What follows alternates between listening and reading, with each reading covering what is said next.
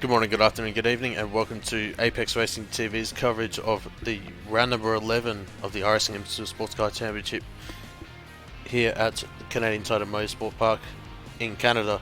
My name's Scott Newton, and sadly, Daniel Leet is not alongside me tonight as he had a last minute thing that he had to take care of, so it's just me in the commentary box tonight, but certainly looking forward to tonight's action here for the penultimate round of the IMSA Sportscar Championship here at Mosport. We've got 34 cars in the split tonight, so very, very action-packed race coming up. We've got just under 1.5 minutes left of qualifying. The only driver that is on circuit at the moment is Zach Swainpole, is about to put in a qualifying time, but everyone else has put in a qualifying time as we speak. As it's coming around White's corner right now. See what sort of a time he's able to put on the board. And it's a 1 minute 16.4, so not a bad time from him. Currently sitting in 5th position at the moment, but we'll see what he can do. He's got a little bit more time to get around the lap. It's going to be very, very close for him to be able to get this lap done. But yeah, looking through the field at the moment, we've got a couple of notable names in the field. We've got Shane van Gisbergen, Supercar driver for Red Bull Racing, who currently sits in the 2nd position at the moment. Dominic Ferreras, as well as series regular, currently sitting in the 7th position in GTEs. Jason Muscat's series regular Matthew Littlefair as well, a little bit further down than they would have liked in the 12th and 13th position, but looking in the GT3 field, we've got Clint Shane Smith provisionally in the pole position as well, but Swainpole not able to get through the last couple of corners and not able to bring up his 2nd lap, so he will start where he's ended up on the 1st lap in the 5th position. But in saying that though, we'll be able to take you through the grid for tonight's race.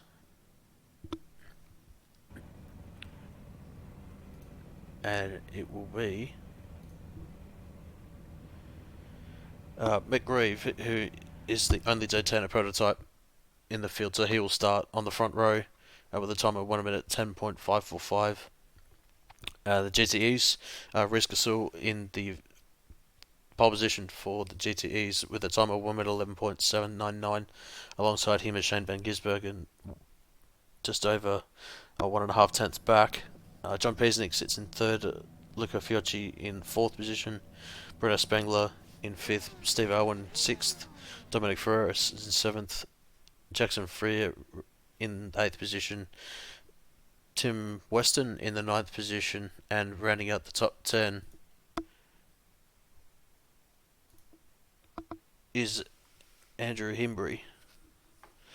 In the 11th position is Nathan Hearn, Jason Muscat in the 12th position, Matthew Littlefair in 13th, Peter Coulson in 14th, Jamie Dyke in the 15th position, Christopher Kindler in 16th, Teo Flatland in 17th, Jarrett Stewart in the 18th position, Fabrice Renault in the 19th position, and rounding out the top 20 is Chris Barnes. The rest of your GTE field is on your screen right now. And in the GT3 field, Clint Shane Smith takes the pole position. And typically that doesn't really want to wait for me. Hendrik Cruz sits in the 2nd position, 8 tenths back from the overall pole position. Adam Simpson, series regular, in 3rd. Osmar Schultz in 4th. Jacques Swainpole in 5th. Chu Yu Pok in 6th position, and rounding out the field, Alexander Campbell, who sadly did not set a time.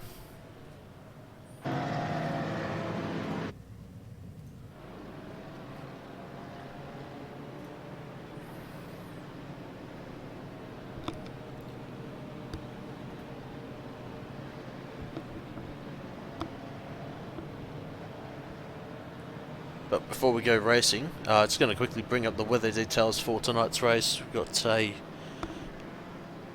simulated time of 3:07 in the afternoon, with a ambient temperature of 24 degrees to 26 on track, so it should be fairly cool for these drivers out there. Should be a fair amount of grip for them to be able to navigate this twisty course. Tonight, also we've got 70% humidity with a south-southwesterly of 12 kilometers an hour, so actually pretty strong wind out there, but it will potentially die down throughout the race. It's looking at that will actually be more likely a headwind into turn 8, which is along the Mario Andretti Straight, which is where they are right now.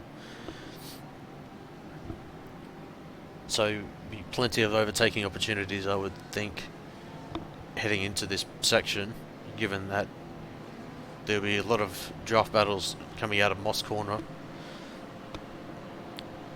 and through into the S's to complete the lap. See where Mick Reeve is right now. He's about to round the S's right now, and the pace car will be coming into pit lane and we'll be able to get underway.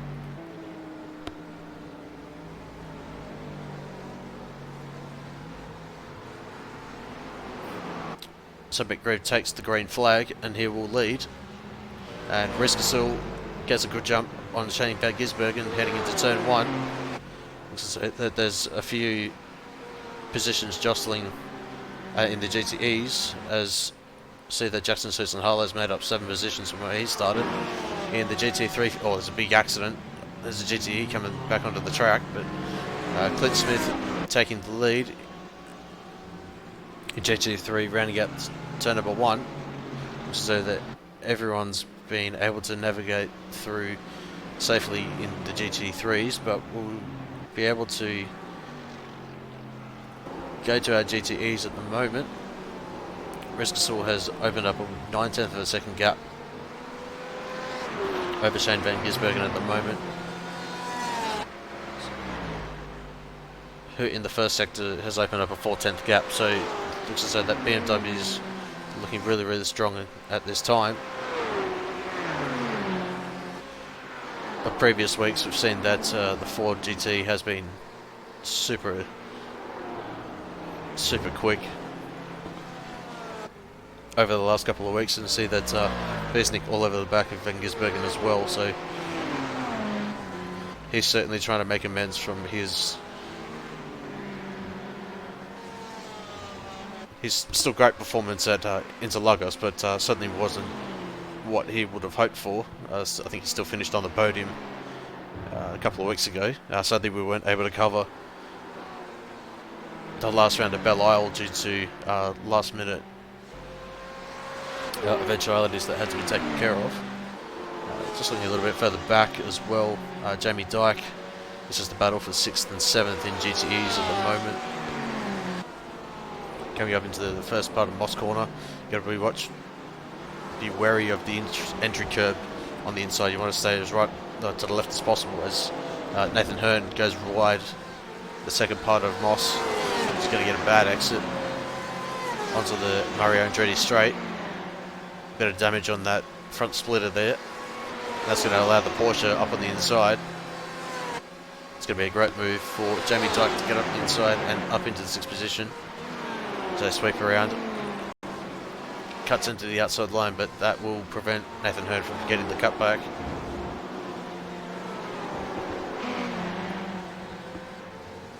So great move from Jamie Dyke up into 6th, who is 4.5 seconds back from Jackson Freer, who is in the 5th position, so quite a big gap. See that Dominic Ferreras being lapped by Jackson Freer, so sadly he was one of the cars that was caught up in the penultimate corner at the start incident. But you will be able to bring you that replay as soon as the action dies down a little bit. In the GT3s, you've got Clint Shane Smith currently leading over Hendrik Cruz. It's actually great to see the Audi up, challenging the Mercs. This week, Cruz doing a very, very good job. He sits 4/10 of a second back.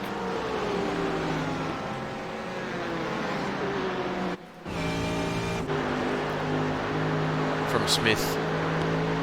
To be fair though, Smith's been very, very dominant over the course of the season, taking at least 5 or 6 wins throughout the broadcasted season, and it's certainly been the one to beat. But Cruz definitely putting the challenge in to Smith today as he catches the curb, and just as the commentator curse comes out, it's bitten Hendrik Cruz. So unfortunate for him, he falls back into the 6th position, which will promote Osmar Schultz up into the 2nd position, Adam Simpson in 3rd, Jacques Swainpole in 4th. Matthew Ruffer, he's gone off at Mosport, another BMW in the background. Who's that? The Andrew Embry off at Moss. See if we can get a replay of that quickly. Alright, so coming up into Moss corner, out of Quebec corner.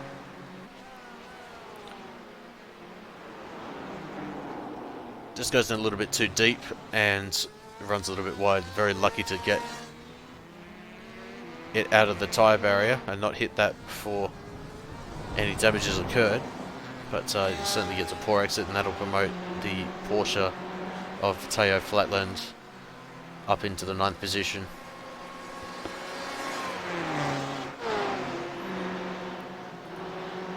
And we're back to live now.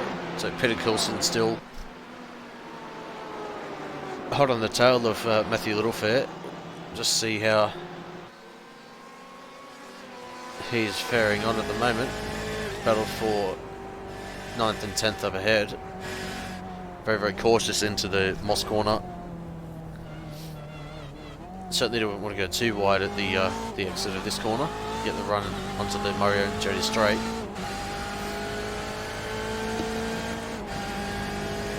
Pretty clean and sensible from all of the drivers. Just Chris Barnes all over the back of the BMW of Coulson.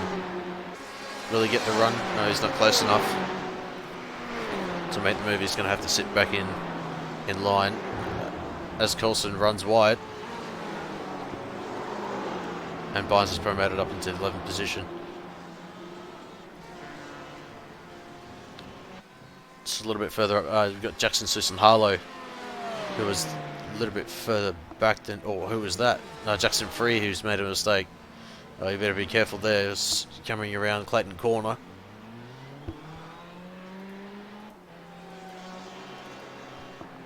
Let's see if we can get a replay of that one quickly. As it's coming around turn 1, looks all okay for now, but then gets the grass on the entry, but then just loses the back end, and unfortunate mistake there for Freer.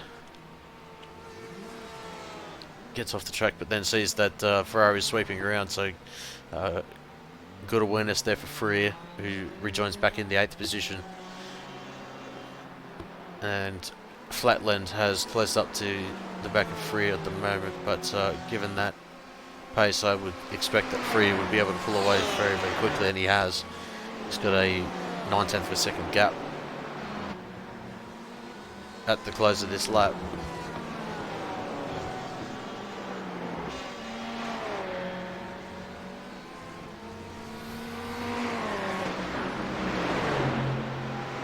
It's the battle for the final podium position in the GT3s.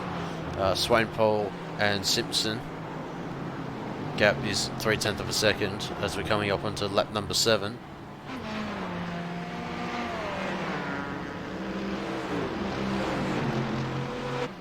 Be able to bring that one up for you. As Swainpole goes a little bit deep into turn 1, and that's going to cost him bucket load of time as we've got GTEs coming through as well, trying to lap the GT3s. Or is that David Rona and Ray Myers? It looks like, actually. So a couple of GTEs fighting for overall position. But certainly that mistake from Swainpole was not ideal. As we got a damaged Ferrari getting out of the way sensibly as Rayno goes too deep and promotes Myers into 17th position in class, 22nd overall.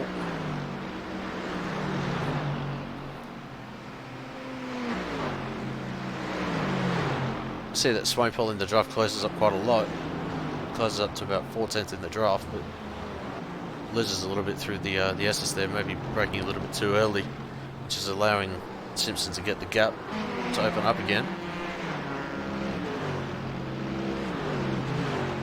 But looking up at the front of the GTEs, Vasul has opened up a 1.9 second gap over John Piesnik, who's managed to overtake Van Gisbergen.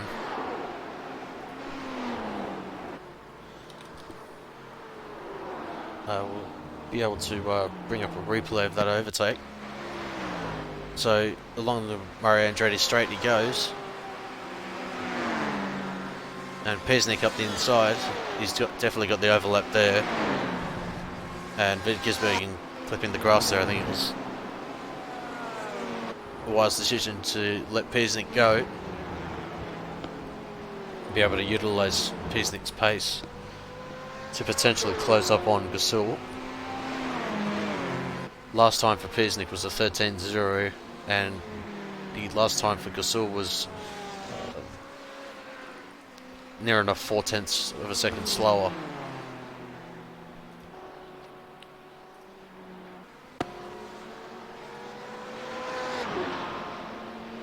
So we'll be able to see at the end of this lap whether the gap has closed or whether it stayed relatively the same.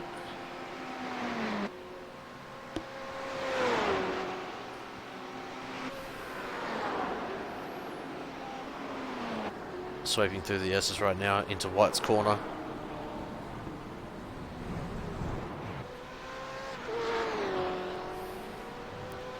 Across the line we go. Gasol on a 12.2. And it looks as though that Van Gisbergen's been able to get ahead of Piesnik again. Oh, and we've got a Mercedes coming across the track. And it looks as though that it's just a little bit of a mistake for Piesnik, and he just runs too deep and runs wide into the grass, and that'll allow Van Gisbergen to go through, and that's definitely opened up the gap to Gasol right now. So the gap between Van Gisbergen and Gasol is up into the region of 5.5 seconds.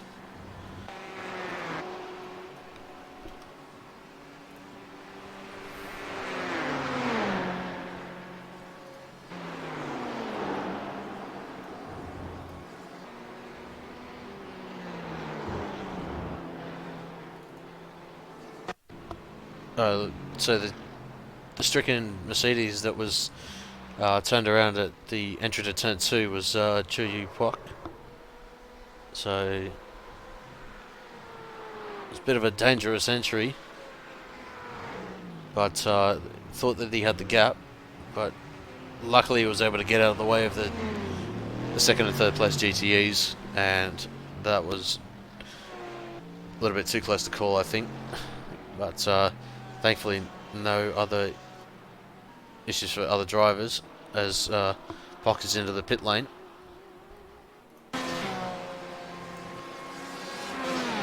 Tayo Flatland and Matthew Littlefair still going at it. So coming up into Quebec corner, turn number 3.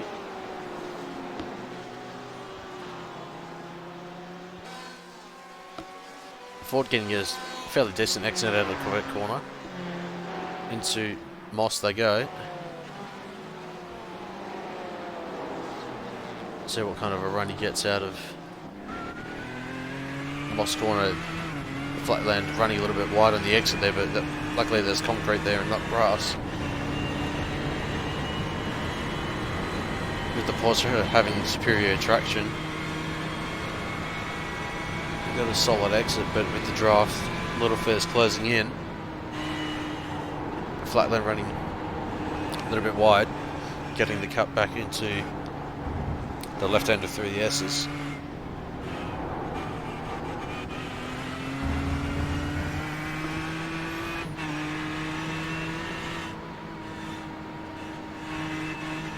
And Little Fair closing up about a half a tenth over the course of the last lap.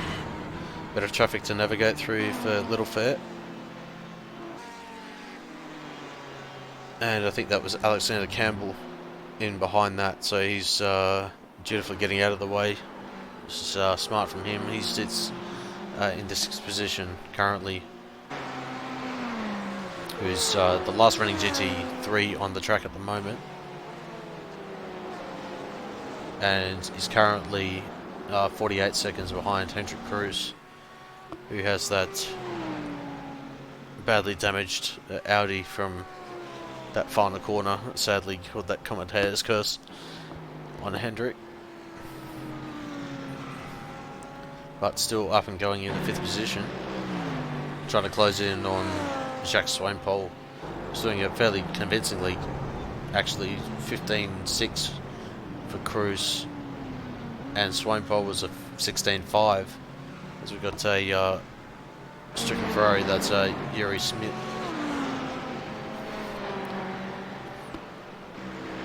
He's getting underway again after his mistake at Moss corner.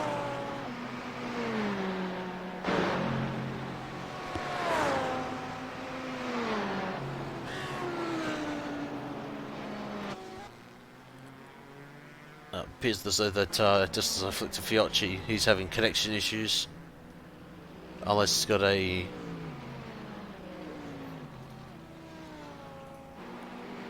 penalty of some kind. But we'll have to see whether Fiocchi reappears. I've had one of those issues where you disappear for 20 or 30 seconds and it clock smashes you, and then you effectively lose a lap due to the fact of iRacing not being able to detect you throughout the whole lap that you would have completed, so effectively you lose a lap.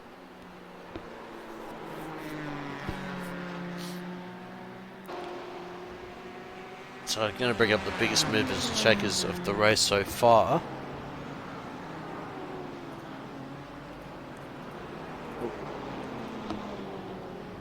And it looks as though that Susan Harlow is the biggest mover overall, with currently 19 positions gained. That's overall. So he's had a stellar job, but being the second highest I-rating driver in the field, certainly would have expected that from Harlow. He currently sits in 5th position overall and 4th in class. He's got a 11.6 second gap to John Pesnick, who is in 3rd.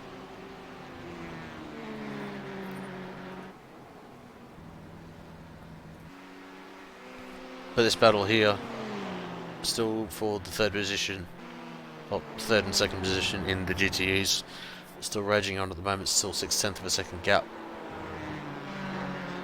Van Gisbergen losing a 10th and a half over Pesnick.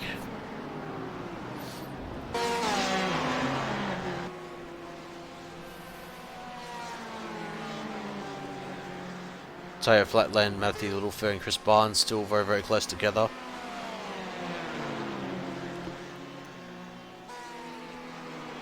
Barnes was a couple of 10th of a second quicker last time around. Comparing that to Littlefair with a 14.1 for Barnes and a 14.3 for Littlefair. Should be a couple of laps before Barnes will be able to get the the opportunity to overtake Little Fair.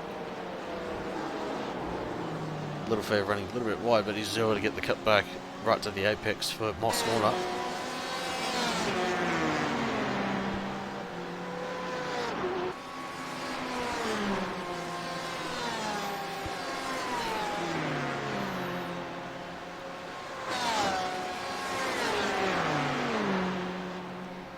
I should say that the gaps weren't really closing in at all between those three drivers, as the gap's staying relatively stable.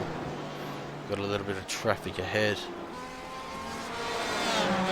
And Jamie Dyke is all over the back of Jason Muscat at the moment for the 6th and 7th position.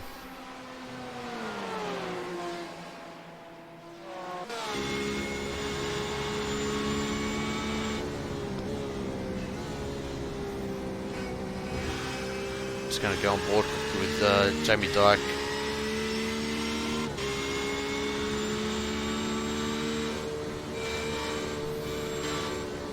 Going over that very, very tricky bump at the entry to Moss Corner. In open wheelers, you definitely want to avoid that, as it will speed you off into the outside or inside barrier, and it will end your race very, very quickly. Having found that out myself multiple times, certainly want to avoid that as much as possible, but up Mario Andretti straight they go. Into the fastest part of the track, and Muscat still 0.4 of a second gap to Muscat. We've had Van Gisbergen and Piesnik into the pit lane. And Van Gisbergen was about 0.2 of a second quicker through the pit lane. So that gap up to 1.2.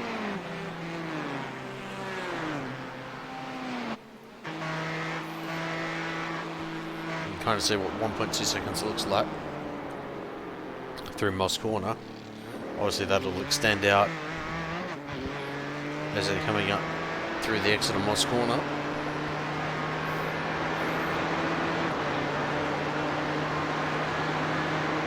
The Piesnik overall pit time was about 0.3 of a second slower, so effectively opening that gap out to 1.4. So coming through the S's right now.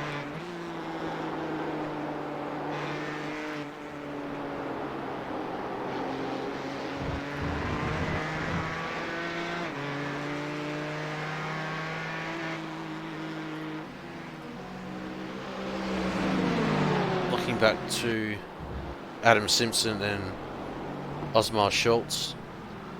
This is the battle for 2nd and 3rd in the GT3 class. Simpson having a great run in the 3rd position at the moment. We've got a couple of GTEs behind, trying to fight for position or get their laps back. Simpson only 0.2 of a second back of Schultz. Will either of those two drivers take to the pit lane? And neither of them do. Oh, so there's a bit of contact and Schultz around into the barrier. Luckily there was not too much damage occurred from that. There's a couple of GTEs go through, and Swainpole up into 3rd.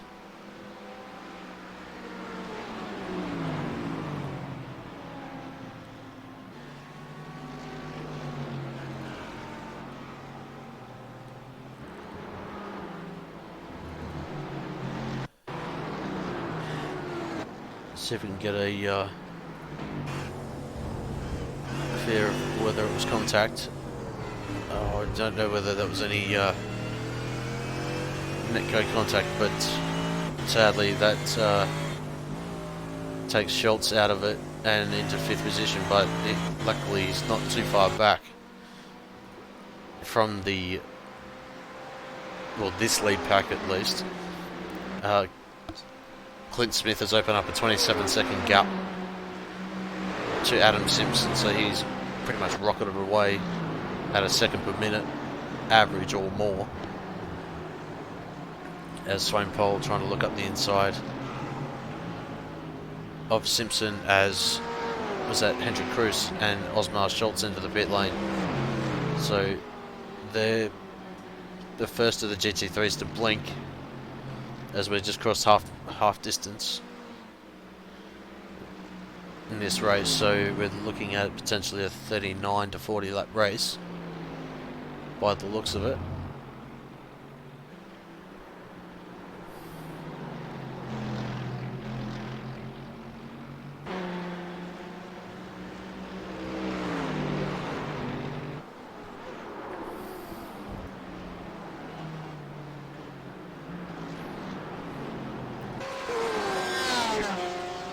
So looking at Luca Fiocchi at the moment, who has rejoined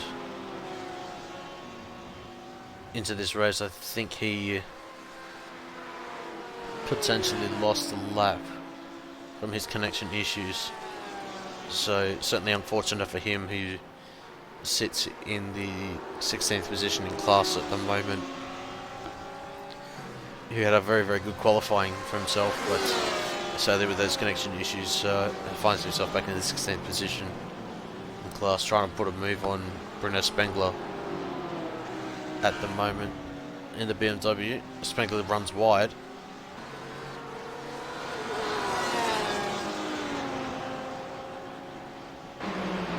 And through the Mario Andretti straight they go. That Porsche in the slipstream right now, trying to gain as much speed as he can. It's not going to be close enough, sadly, through the S as they go. Porsche certainly more of a benefit at this track as Spengler into the pit lane. Schultz into the pit lane again. Whether that is thermal, I don't know, but it looks as though that he's not accelerating any further. Whether that is just his pit box, we'll find out whether he's serving a penalty or not, and whether he rejoins the track. Chris Barnes has actually lost a little bit of time to Tayo Flatland, who's opened up 1.3 second gap over the Ferrari driver, and sadly it's 5 seconds back from Jamie Dyke. So pretty much going to be a battle for the 8th position. Matthew Littlefair has fallen back a little bit as well, who sits in 10th in class. Still being fairly consistent over the course of his race, but sadly last lap time for him was a 1 minute 15.1 as Barnes has entered the pit lane.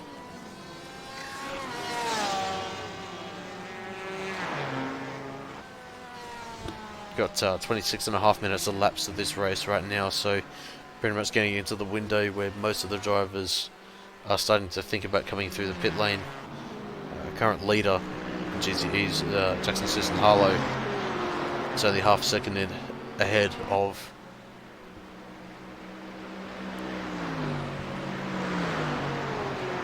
Riz Gasol. Having said that though, Gasol has pitted and Harlow has not. Got a bit of traffic for Gasol ahead, which I think is Adam Simpson.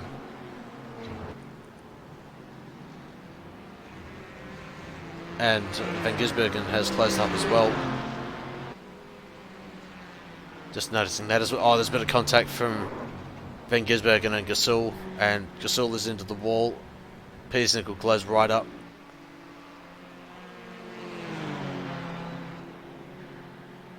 Onto the back of Van Gisbergen.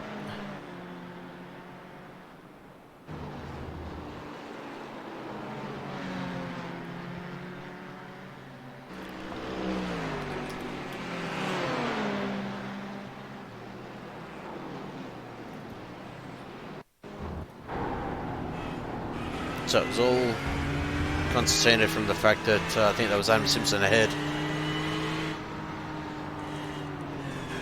Just being a little bit too defensive into the turn 1 and not allowing the GTs to go through, and that has resulted in the contact between Van Gisbergen and Gasol. Certainly unfortunate for both of those drivers. Still Harlow,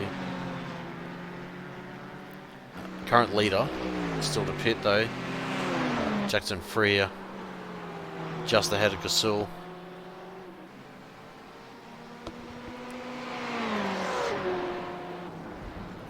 As we're going to go back to live right now, bring up the fastest laps for each of the drivers at this time. So, with Mick Reeve being the only Daytona prototype in the field, he has the overall fastest lap. Risk Gasul was our leader until a couple of laps ago.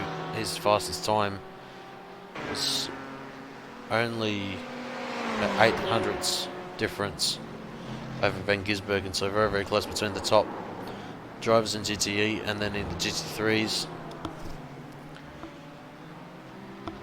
Clint Shane Smith has pretty much got it in the bag, 14.2, and he's the only driver of the GT3s in the 1 minute 14s. Which coincidentally, Smith has just come out of the pit lane as well. As well as just on the exit of the pit lane right now, so.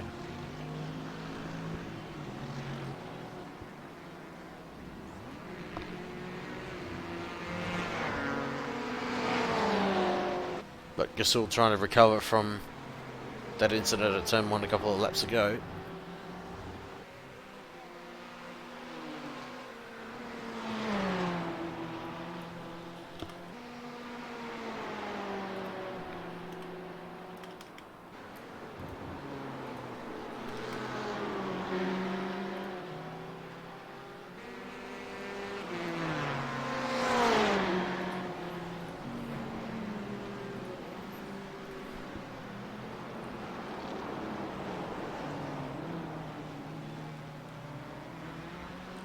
Van Gisbergen currently overall leader. It looks as though that Mick Reeve has decided to take tyres with his 35-second stop. We'll see whether he's able to close up that 17-second gap. Given that pace difference, it's going to be very, very tight whether he can. But certainly those new tyres are going to help. Bring up the weather right now, see whether there's any delta on the weather from the start of the race, and it looks as though it's been fairly consistent. 24 degrees ambient, which is the same as the start of the race.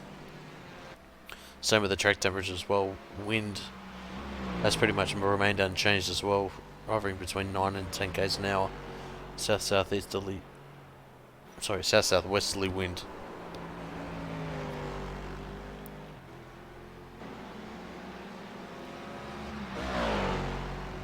But yeah, Grieve just coming up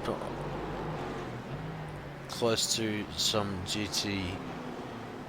Yeah, I think it's GT3 traffic just up ahead. I think that might be Alexander Campbell just up ahead right now. And the next car for position overall is the Ferrari of Jackson Freer, who is 4.5 seconds ahead. Oh, sorry, no, 3.7 ahead, actually. So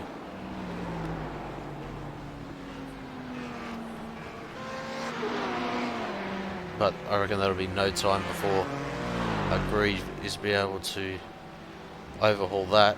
I'm going to go on board quickly.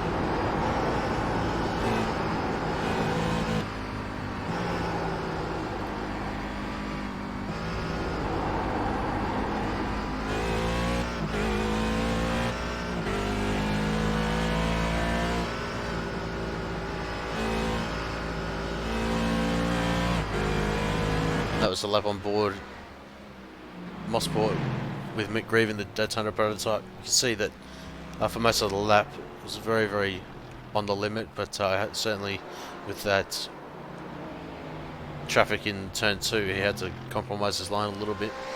So we've got Jackson Free into the pit lane, who is our second to last driver on the track that took to the pit lane. The only driver left is Fabrice Renault, who sits in the 12th position at the moment, who's got Sosen Harlow just behind him for Alta C Sports.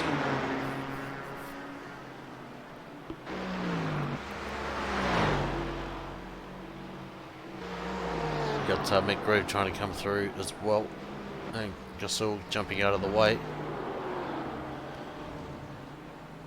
So we've got 10.3 seconds for Grieve to close up within the next 10 minutes plus 1 lap.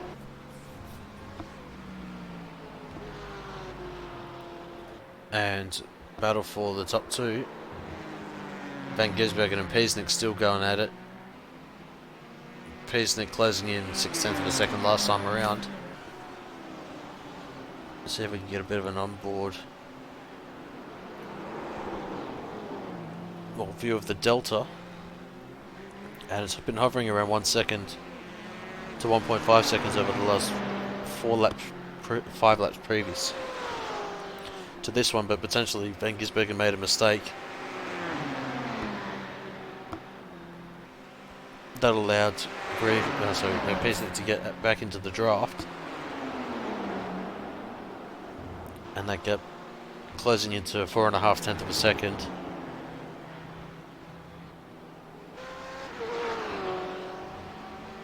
So coming up to start lap number 30 right now. Yep, holding steadily. Piesnik only 7/700ths quicker last time around.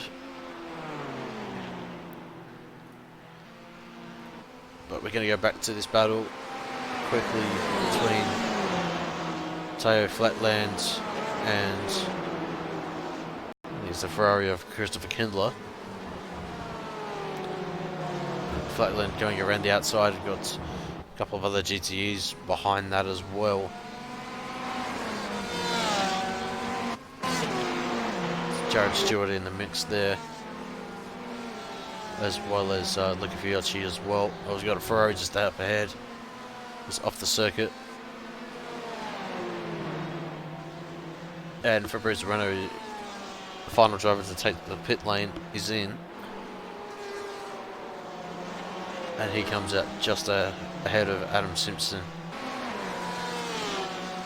in 16th overall position and 14th in class.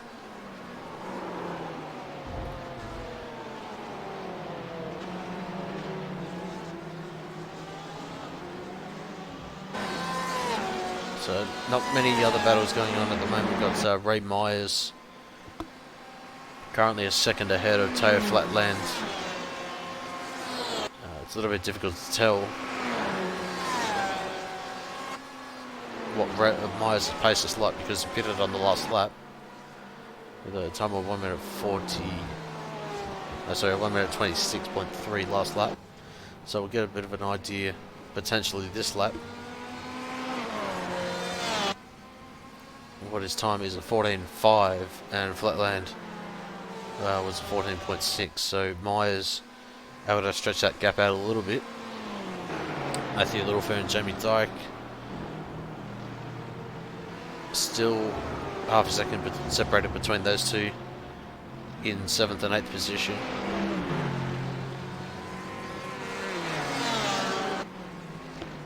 And the front two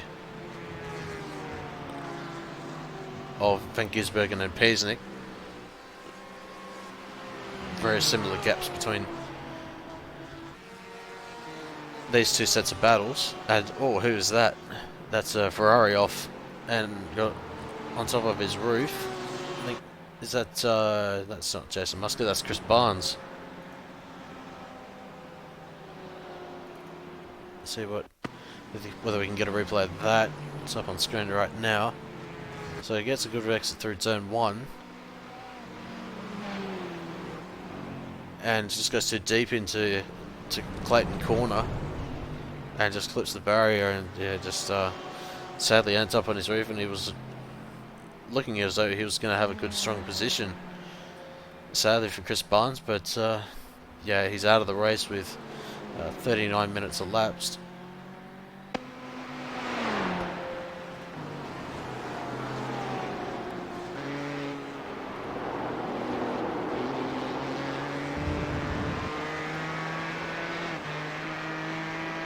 So Littlefair still holding on to the 6th position at the moment. And open up a half a tenth gap over the last lap. Go back to our lead battle as well.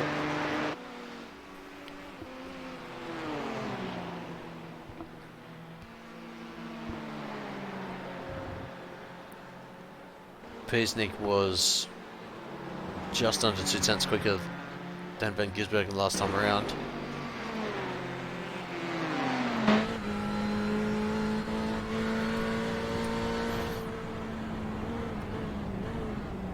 Oh, a bit deep there for Peasnick, and that'll inevitably hurt him. I'd say he's lost at least 8 tenths through that mistake alone. A little bit of traffic ahead. Is that Musket just up ahead, who puts a lap on?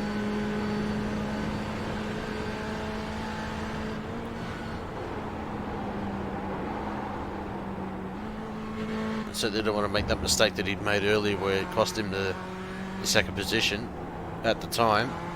Runs a little bit wide, definitely runs wide through that White's corner, and that mistake at Moss corner cost Peasnick roughly about a 2nd. You got Swainpole just jumping out of the way of Van Gisbergen.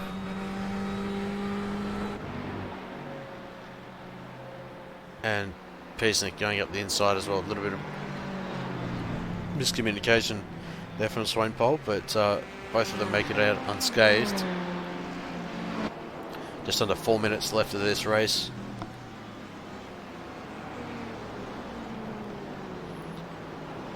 So I think we'll have 4 more laps to go at the conclusion of this lap.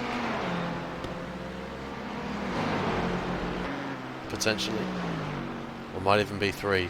See that Mick Grieve in the background as well. Our only Daytona prototype in the field. Last lap time for him was 11.6, so a little bit off from his overall personal best, but still reeling in the time.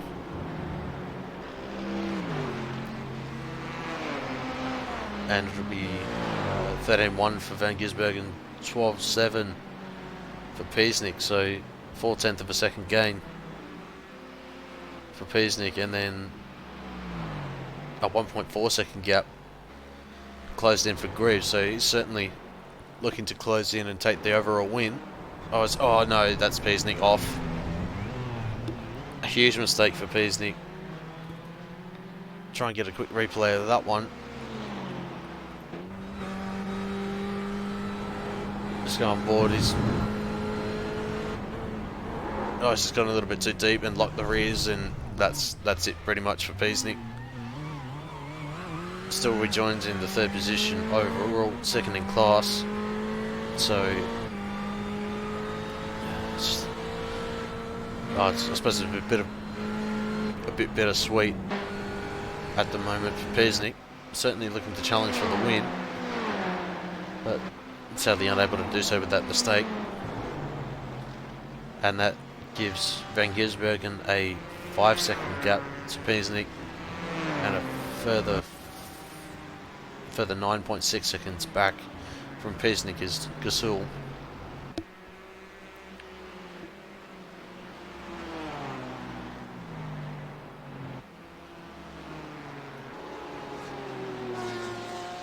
Still got this battle between Matthew Littlefair and Jamie Dyke, and Jamie Dyke's been able to get up ahead. Just made that overtake. So see if we can get a replay to see what happened there. Littlefair just running a little wide, and then Dyke going up the inside. Littlefield getting compromised on the outside there, and that traction that Porsche has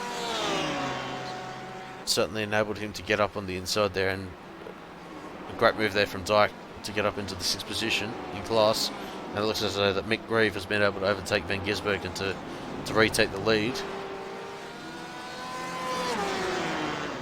overall in this race by 1 minute to go. So this will be coming up to the final lap of the race. We'll get the white flag this time.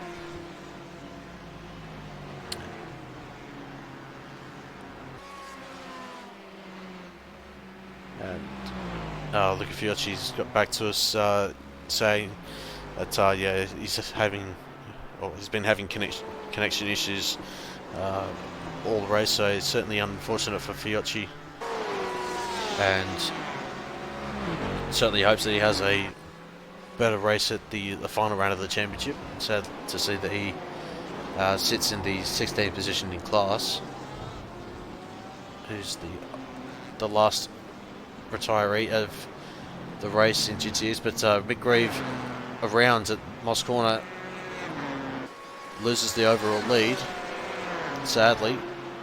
A mistake on his part, getting the power down too quickly and looping it, which will promote Van Gisbergen up into the overall lead.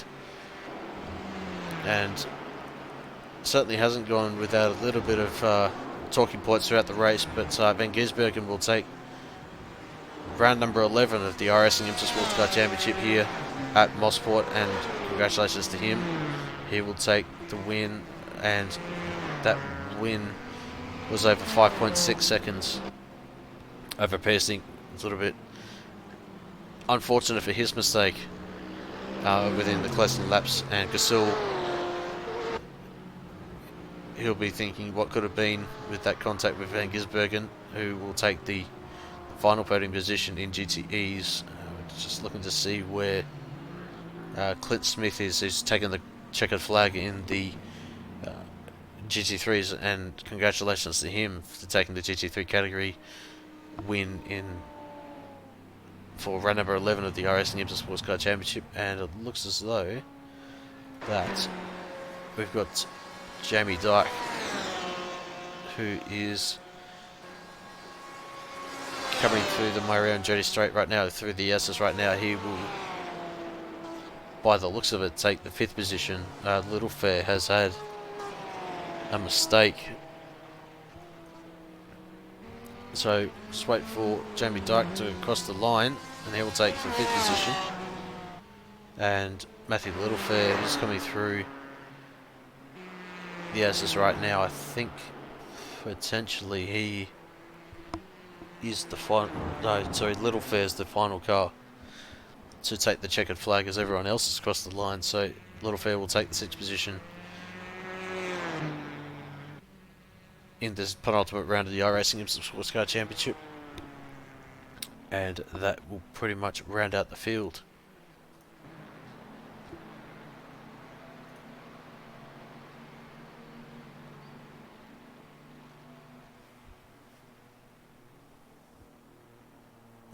Going to bring up the final race results here for round number 11, the iRacing IMSA Sportscar Championship.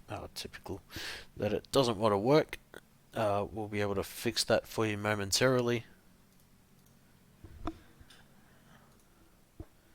Just 1 second. And it's Shane Van Gisbergen who takes the overall win, 5.6 seconds ahead of John Peasnick.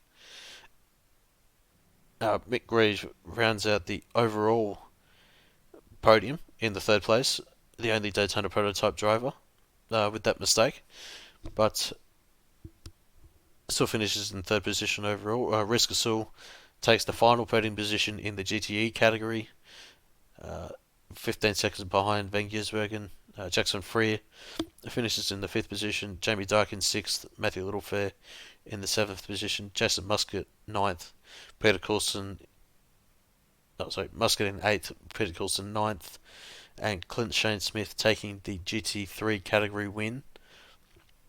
And rounding out the top 10 overall, Ray Myers in 11th position. Teo Flatland in the 12th position.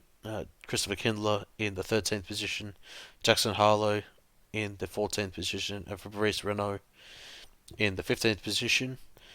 Second position in the GT3 category and 16th overall was Adam Simpson. Jacques Swainpole was able to hold off Hendrik Kroes to take the final podium position in GT3, and sadly Hendrik Kroes was unable to move up further from his unfortunate mistake earlier on in the race with that spin at the final corner where he took a little bit too much curb and found himself in the barrier on the inside wall there. Osmar Schultz taking out the 19th position, Bruno Spengler rounding out the top 20, Chris Barnes 21st position, and we're into our into our retirees of the race. Luca Fiocchi, sadly with his connection issues, finishes in 22nd. David Rayner 23rd, Jarrett Stewart 24th, Alexander Campbell 25th, Dominic Ferreras in the 26th position, Bernard Wiley 27th, Yuri Smith in 28th, Andrew Himbrey 29th, Chu Yu Pok in the 30th position, Tim Weston, Nathan Hearn, Eric Burke, and Steve Owen rounding out the field here for the penultimate round of the iRacing IMSA Sportscar Championship. And we'll just see whether we have any driver interviews, and it looks as though that we have Clint Smith in the waiting area, so we'll be able to bring him up into the commentary box. Welcome, Clint. Congratulations on your win here tonight at Mosport. Looks as though that you had a fairly dominant race here tonight. Just tell us a little bit about it from your perspective. Yeah, g'day, Scott. Welcome back. So we missed you guys last week. But no, it's good to have you guys back on. Tonight pretty much went pretty well. It was a bit hairy there at the start there. A few GT accidents I had to try and avoid, and one of them I think was on turn 3. I think it was. I almost pretty much ended my race. I managed to keep it clean, and unfortunate there for Cruz. Unfortunately, losing in that last corner and pointing to the wall. So it would have been interesting to see exactly what he would have had for me in that race. The CSE Sports Merc was pretty much on rails tonight. Tonight it struggled. So earlier today in the first race I did, it struggled with the front tyres and burnt them out. So made a few changes and the car handled it a lot better. But pretty much all race I was chasing the brake bias, trying to work out which one's best.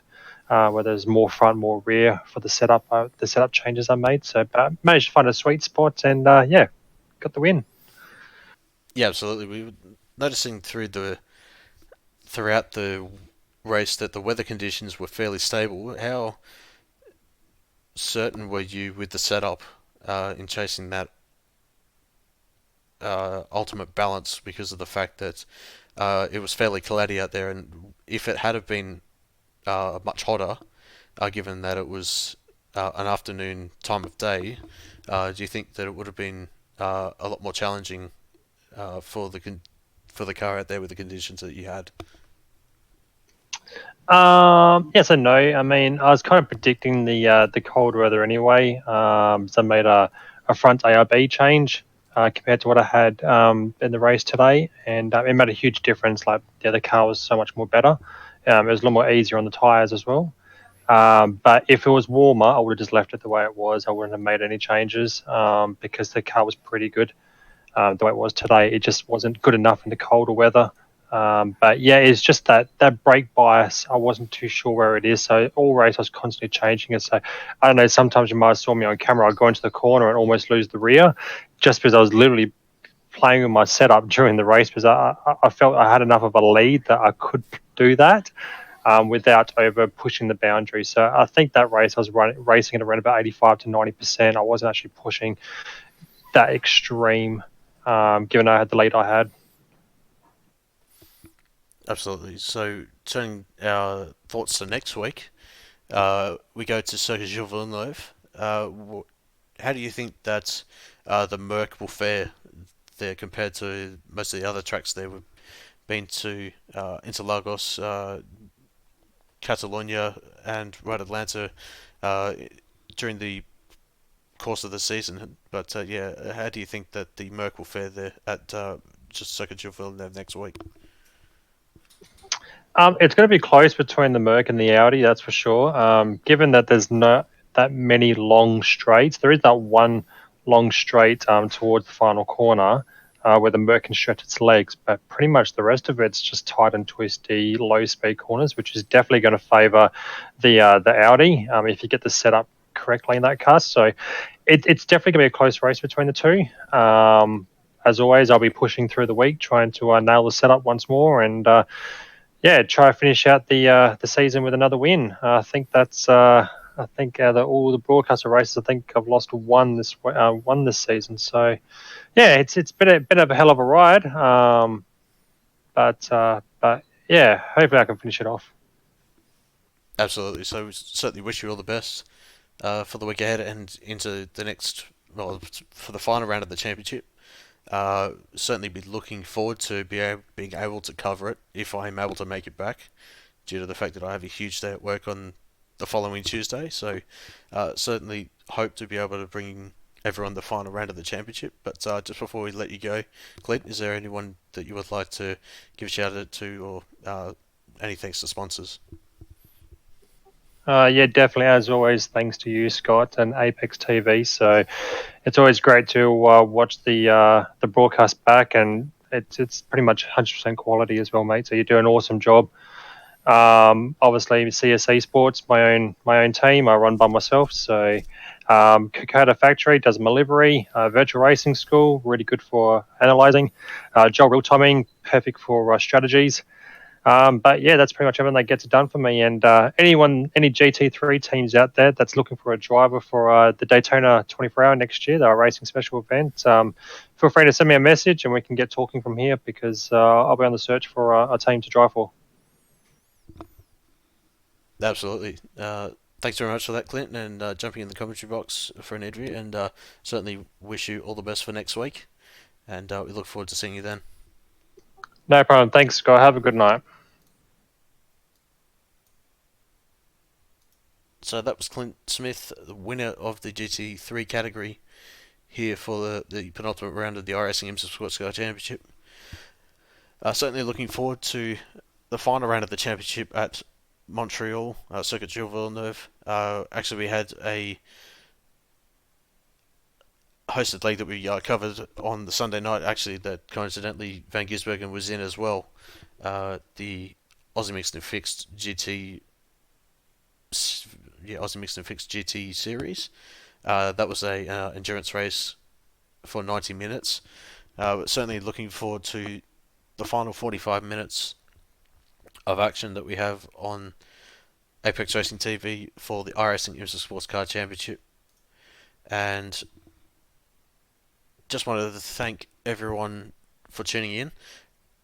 And just before we go, I'm going to quickly go through the schedule that we've got coming up as well for what we have on Apex Racing TV. And later on tonight, we have the BSR MX5 Pro Series that'll actually be covered on the iRacing Esports Network. So be sure to tune in and check out that YouTube channel. That'll be on at 8:15 p.m. GMT.